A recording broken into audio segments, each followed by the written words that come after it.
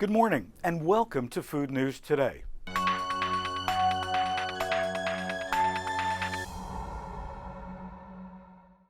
A healthy diet begins with healthy choices in the grocery store.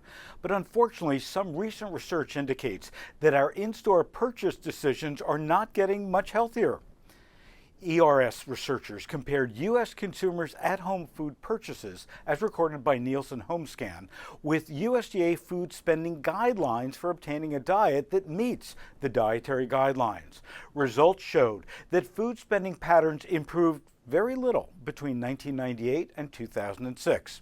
On a positive note, there was an increase in how much of the budget was spent on whole grains and a decline in what was devoted to refined grains. But the panelists seem to allocate less of their food budgets to fruits and vegetables and more to packaged foods and beverages. Expenditure shares for fruits and vegetables each fell by 1.4 percentage points between 1998 and 2006, while the expenditure share for packaged and processed foods rose by 3.2 percentage points. So the next time you go shopping, try and improve your purchase choices. Load up that basket with fresh fruits, vegetables, and whole grains, and don't forget to visit the frozen food case. But first, make sure you read those ingredients. In an era when airlines are raising costs wherever they can, one small company is introducing a brand new pricing model. Get this: pay by weight. A new airline called Samoa Air bases ticket prices on the passenger's weight. According to the airline CEO, this is the concept of the future. If you're bigger, not only are you taking up more space, but you're using more fuel.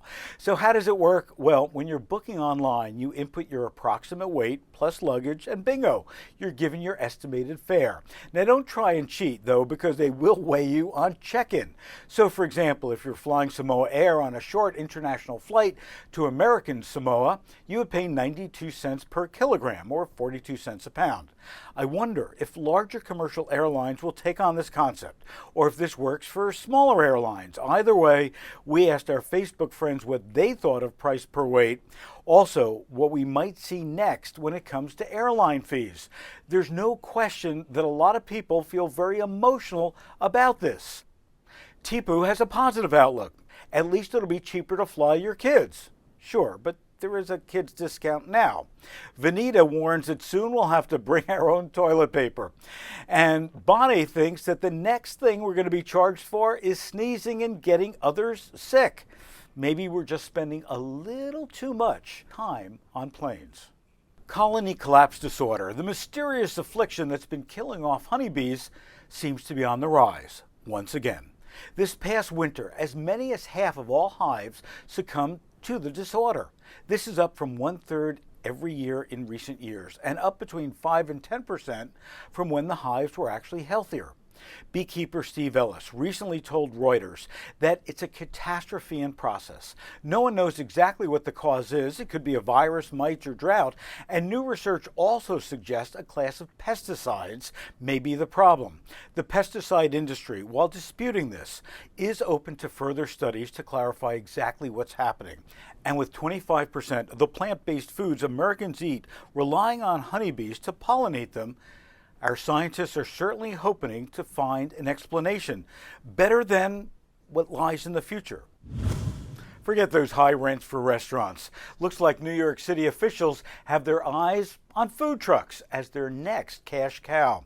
Reps for Bloomberg's administration are considering making food truck bids for certain spots on the street, a system that the city already utilizes for food vendors occupying prime city street corners. Speaking at a council hearing recently, Liz Weinstein, the director of the mayor's office of operations, said that we're interested in further exploring a market-based plan to allow food trucks to bid for the right to certain street locations, similar to what happens in the current Parks Department concession program. The city would create, get this, up to 450 parking spots specially designated for food trucks, and then bar them from parking anywhere else.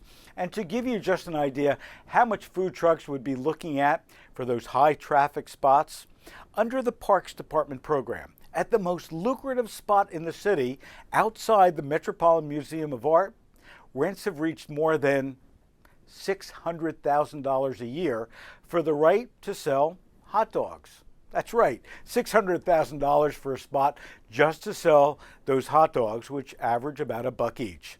That's a lot of hot dogs. That's all for this week's edition of Food News Today. Don't forget to check out supermarketguru.com. Send me a message on Facebook or Twitter. I'd love to hear from you. Food News Today is sponsored by ConAgra Foods, who shares with me the desire to provide the most current, interesting, and unbiased food news. Thanks for tuning in, and we'll see you next week.